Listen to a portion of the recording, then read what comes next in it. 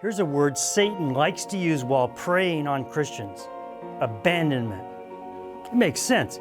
Abandonment issues are a common barrier between a believer and God. It's not if we will feel abandoned. All believers, to one degree or another, and at one time or another, will have feelings of abandonment cruise through their mind.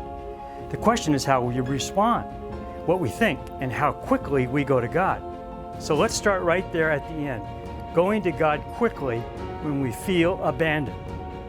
God is declaring in the most powerful and unambiguous way His commitment to never abandon us. Never, ever.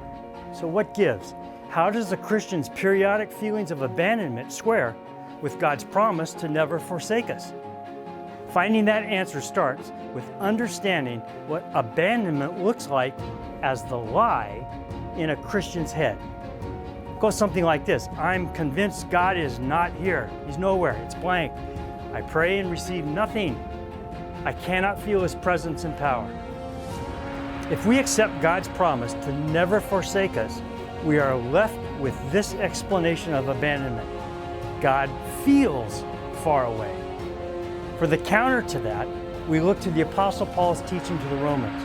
Who shall separate us from the love of Christ? Shall trouble or hardship or persecution or famine or nakedness or danger or sword? Romans 8:35. That is the unchangeable truth. Here's how I want to look at abandonment. When feelings of abandonment hit my beach, I want to avoid concluding that God is absent.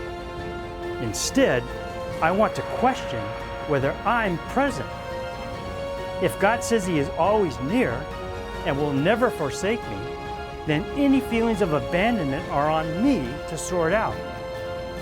So we do that by going to His Word and then praying for understanding. And we must remember that God may be building us and building our maturity through the quiet. I am with you always to the end of the age. Matthew 28:20. What about you? What will you do the next time you feel abandoned by God? For more Love God, Fear Nothing messages, go to markaffleck.com.